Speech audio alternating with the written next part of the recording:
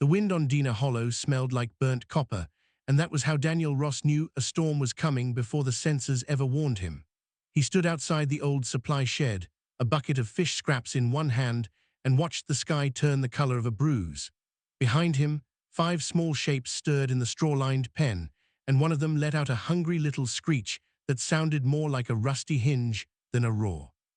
Nobody on this outpost had expected to become a father, least of all Daniel, who had signed up as a maintenance engineer for a research station studying the local wildlife of a planet most star charts did not even bother naming properly.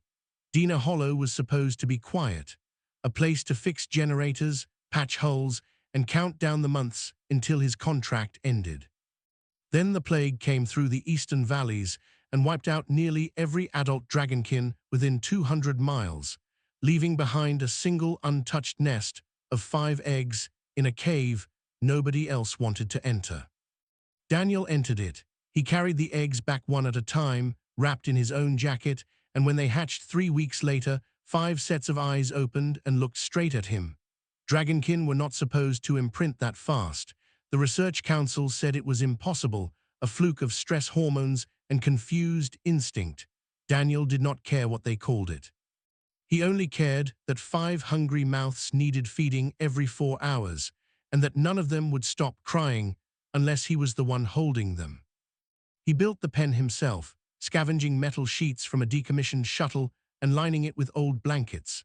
He fed them, chased off scavenger birds twice their size, and learned the hard way that a dragon hatchling with an upset stomach can clear a room faster than a fire alarm. He gave each of them small, plain names, nothing fancy, just words that felt right on his tongue during long nights when he talked to them, because there was nobody else awake to talk to. The smallest one liked to sleep curled against his boots. The loudest one only settled down when he hummed the same 3 notes over and over, a tune he barely remembered from his own childhood. The research council was less charmed. Administrator Halden, a thin man with a permanent frown and a habit of speaking in budget reports even in casual conversation, visited the pen only twice in the first year, both times to remind Daniel that the dragonkin were, on paper, station assets, not pets, and certainly not his children. Daniel nodded politely each time and went right back to sitting in the straw, letting the hatchlings climb over his shoulders while he worked on his tablet. By the time they were a year old, the 5 hatchlings had grown enough to fly short distances, clumsy loops around the pen that ended in tumbles and indignant squawks. Daniel taught them one by one, running alongside them with his arms spread like wings, laughing every time one of them face-planted into the dirt and popped back up looking personally offended by gravity.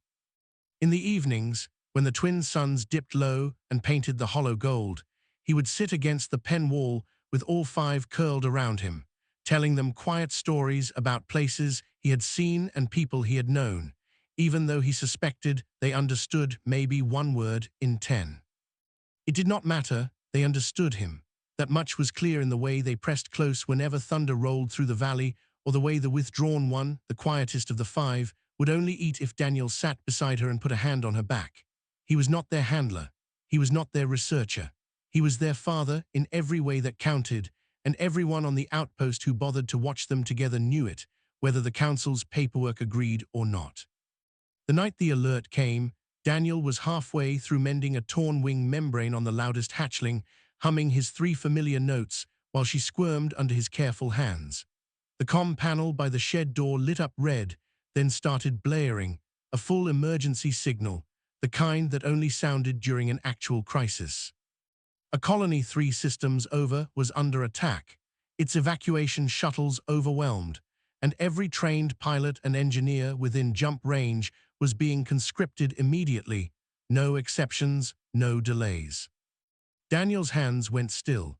Around him, the hatchlings sensed the shift in his mood instantly, ears flattening, wings drawing in tight. He set down his tools, wiped his hands on his trousers, and knelt in the straw to gather all 5 of them into one last, hurried embrace. He told them he would be back by nightfall. He told them to behave for the night staff, to keep warm, to wait for him. He kissed the top of each small scaled head, grabbed his emergency bag from the shed hook, and ran for the landing pad where transport was already powering up, engines screaming against the darkening sky. He looked back once. 5 small shapes stood pressed against the pen fencing, watching him go, none of them understanding that this goodbye, rushed and unfinished, was the only one they were going to get for a very long time. Rain fell over Dina Hollow for 3 straight days after Daniel left, and the pen stayed empty of laughter for the first time in over a year. The 5 hatchlings did not eat much during those days. They took turns standing at the fence, eyes fixed on the landing pad, waiting for the sound of an engine that never came. Night staff tried to coax them back into the shed with food and blankets, but the dragons only wanted one thing, and none of the tired, overworked technicians assigned to watch them could give it. By the 4th day, whispers had already started moving through the station like smoke through vents. Nobody had official word on what happened to the evacuation team. Communication with that sector had gone dark, swallowed by interference or worse, and in the absence of facts, people filled the silence with guesses. Some of the guesses were kind, most were not.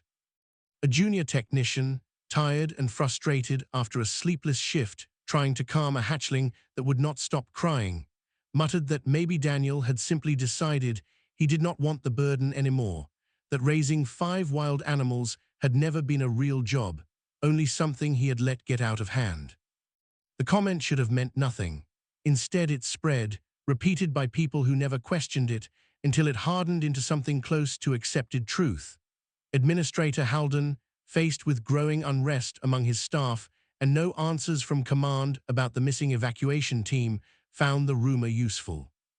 It was easier to explain away 5 distressed dragonkin as animals abandoned by an irresponsible handler than to admit the station had sent a good man into a crisis it had no ability to protect him from. He did not correct the story. He let it grow. The hatchlings, still too young to understand words like conscription or classified mission, understood only patterns. Daniel came every day without fail for as long as they had been alive. Then one day he ran, and he did not come back. Nobody who stayed behind explained it kindly or clearly enough for young minds still learning the shape of loss. All they had was absence, stretching longer with each sunrise, and grown humans around them who spoke in low, uncomfortable voices whenever the hatchlings were near. Grief in dragonkin did not look like grief in humans, it looked like fire. The quiet one stopped eating entirely and had to be forced to drink water. The loudest one grew louder still, shrieking at anyone who came near the pen, snapping at hands that used to feed her without a hint of trouble. The one who used to sleep at Daniel's boots began digging at the corner of the pen every night, as if trying to tunnel toward wherever he had gone. Within 2 weeks, what had once been affectionate, trusting hatchlings had become something the station staff no longer knew how to handle. Administrator Halden called it a safety concern.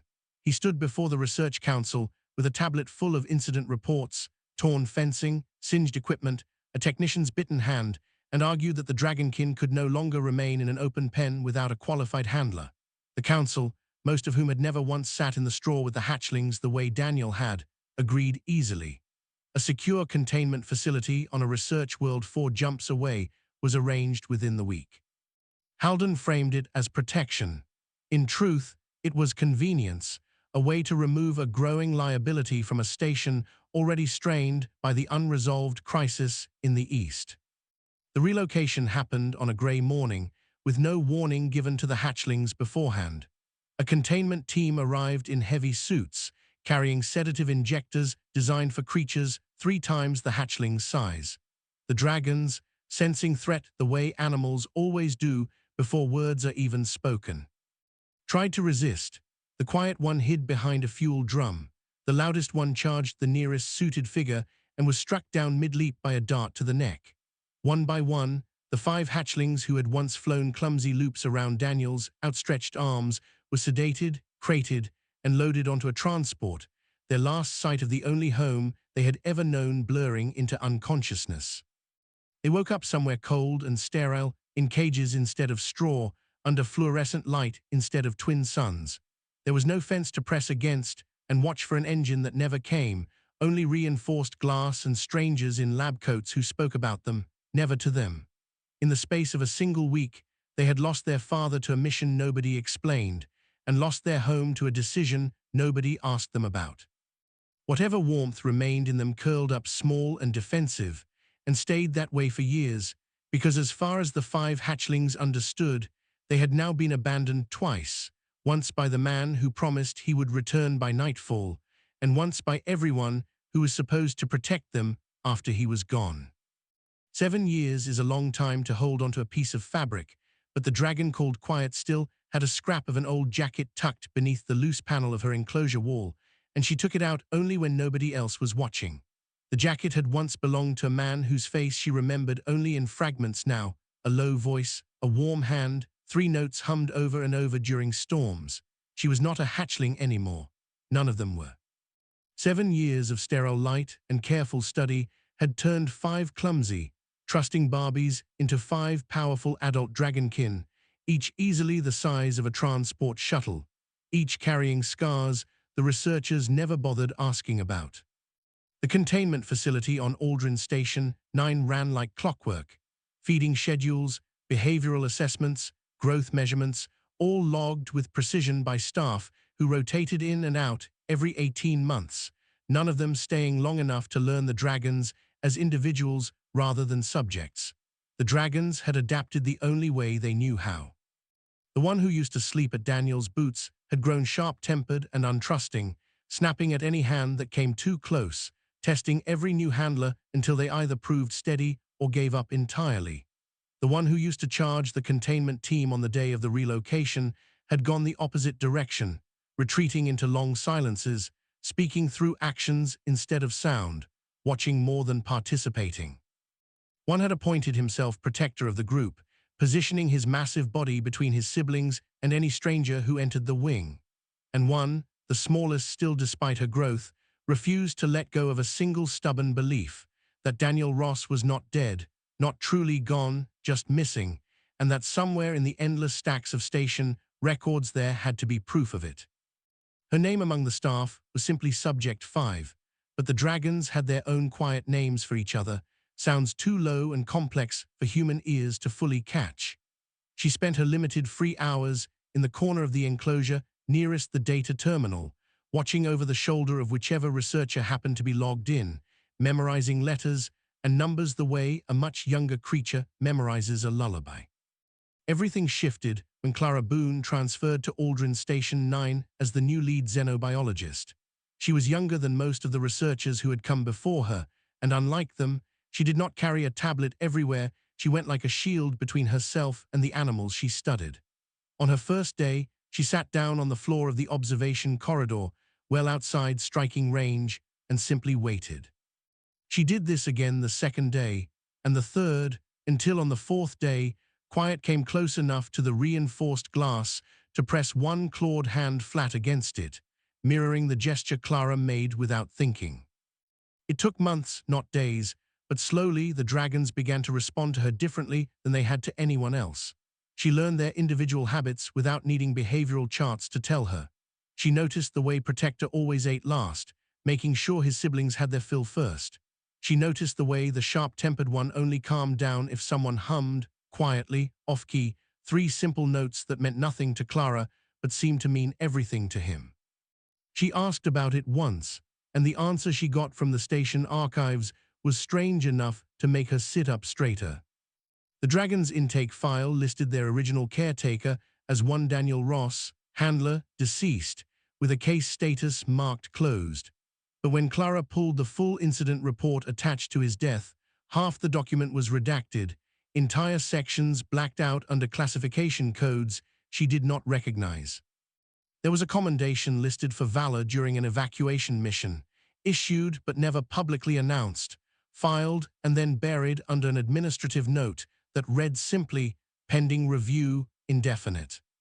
Nobody buries a medal for a dead man. Nobody redacts half a death certificate unless there is something in it worth hiding.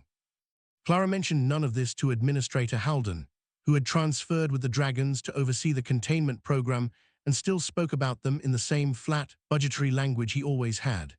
Instead, she brought her questions to the Dragons themselves, sitting in the corridor one evening with her tablet dark and her voice steady, telling all 5 of them plainly that something about their handler's death did not add up, and that she intended to find out exactly what.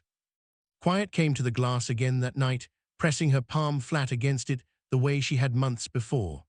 Beside her, the small dragon who had spent 7 years refusing to believe her father was truly gone finally allowed herself, just for a moment, to hope that someone had believed her too.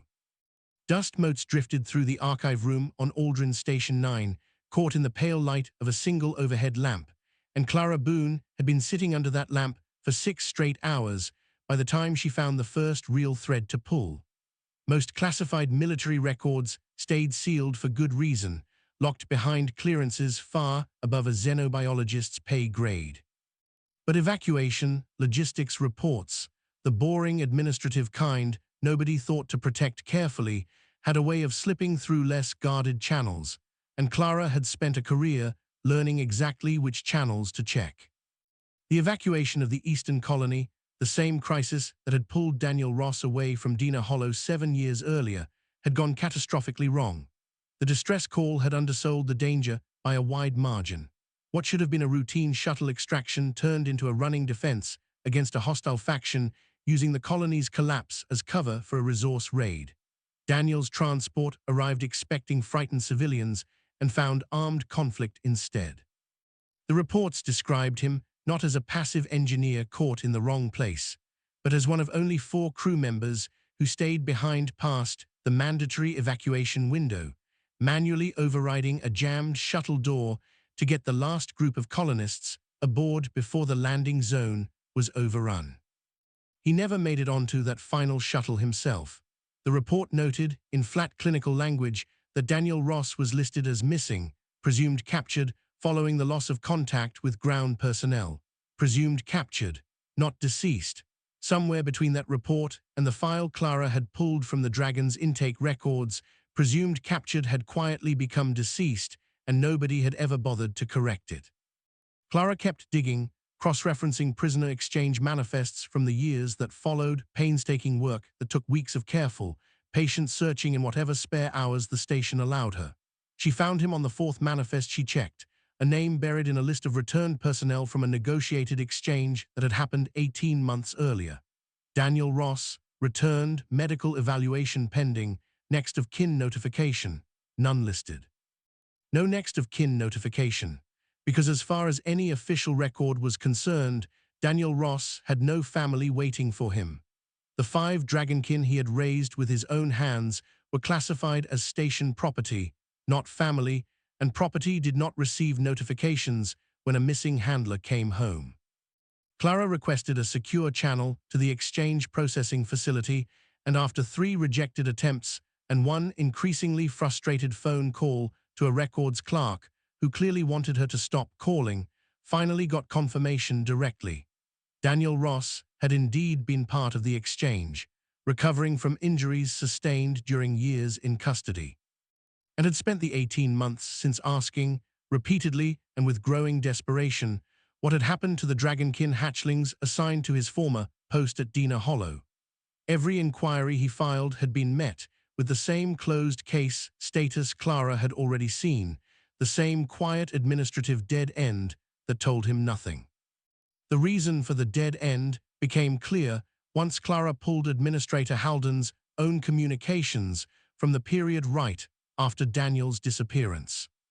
In an internal memo dated less than a month after the relocation, Halden had written to his superiors recommending the incident be classified as a handler abandonment case rather than a combat loss, citing concerns that an admission of insufficient support for conscripted personnel would draw unwanted scrutiny to the station's emergency protocols. In plain terms, Halden had chosen to let everyone believe Daniel abandoned his post and his dragons, because the alternative meant admitting the station's own failures had gotten a good man captured and nearly killed. Clara sat with that memo open on her tablet for a long time before she did anything else.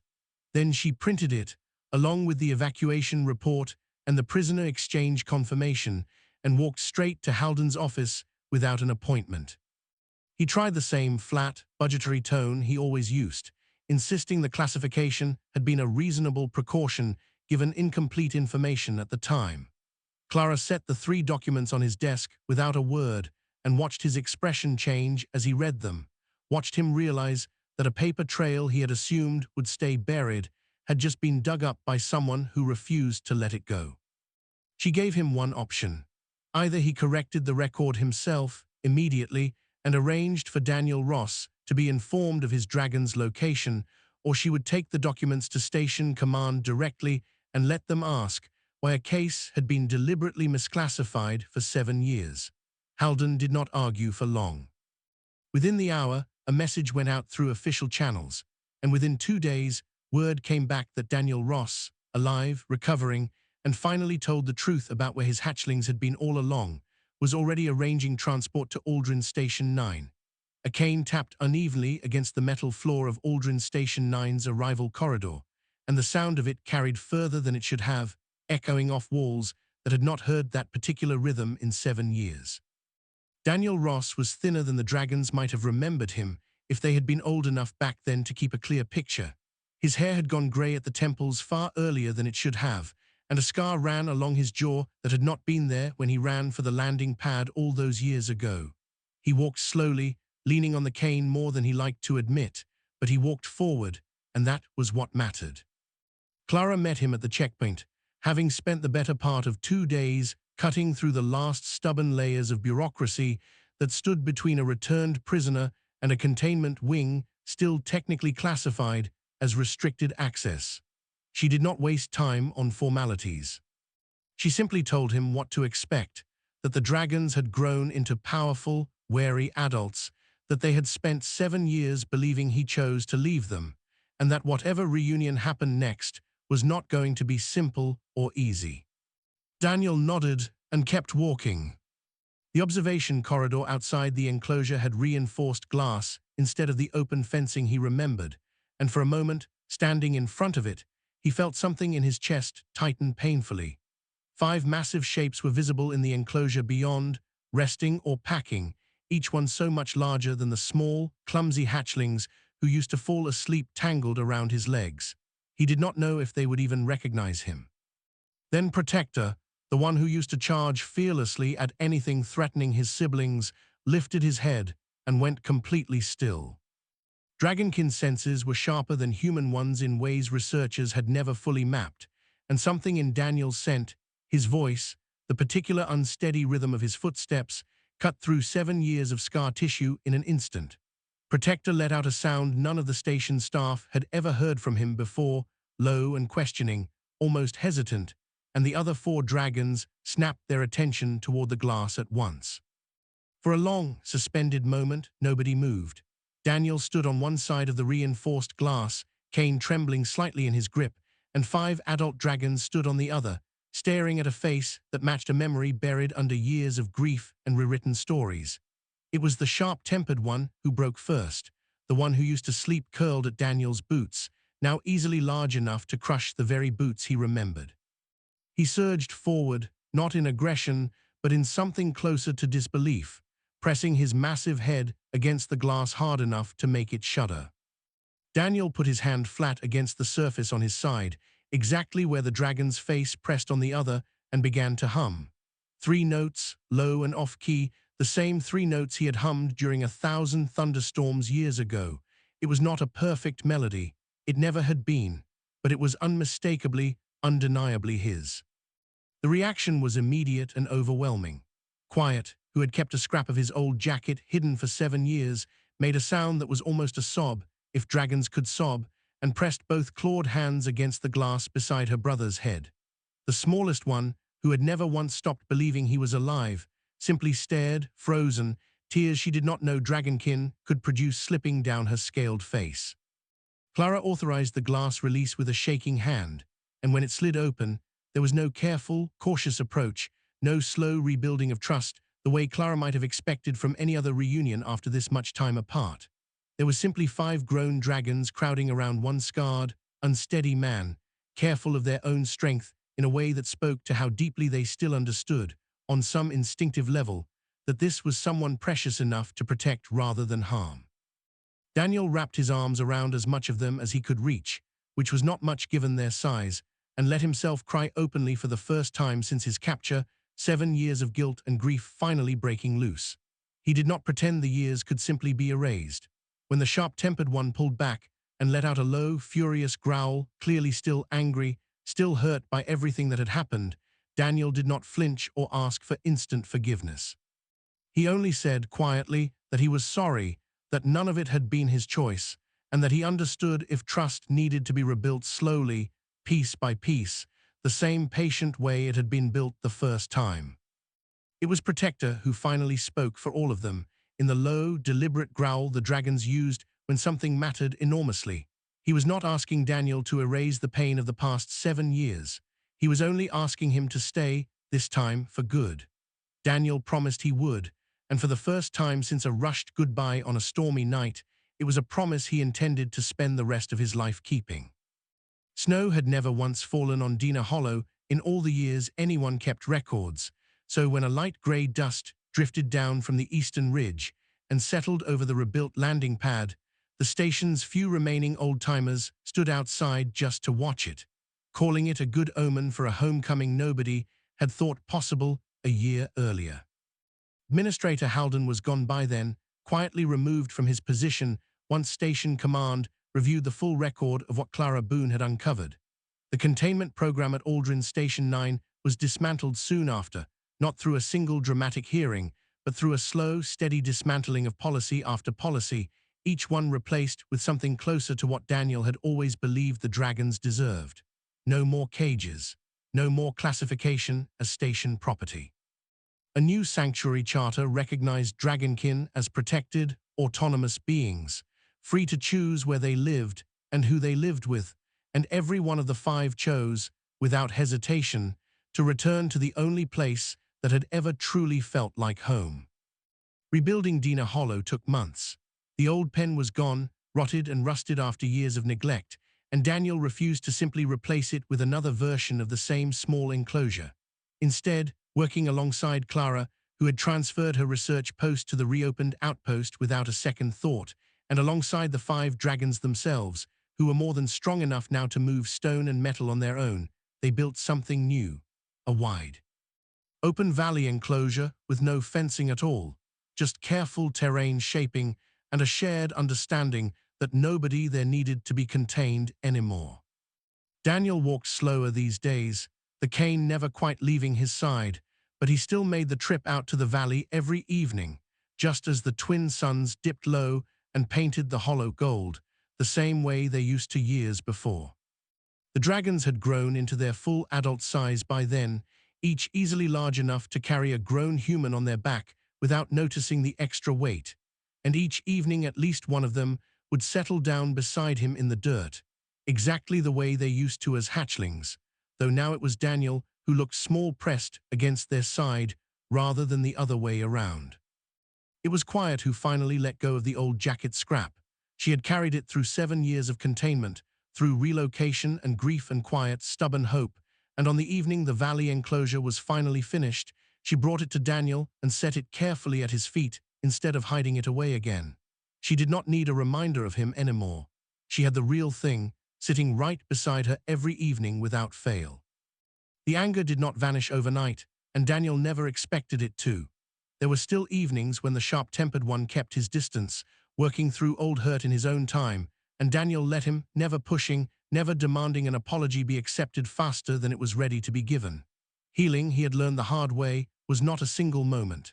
It was a long string of small, patient choices, made again and again, until trust rebuilt itself brick by brick. One evening, nearly 2 years after the reunion at Aldrin Station 9, Daniel sat in the valley with all 5 dragons gathered loosely around him, watching the suns set the way they had 1,000 times before. He thought about the night he had run for that transport, the rushed embrace, the unfinished goodbye that had cost all of them so many years of pain neither side deserved.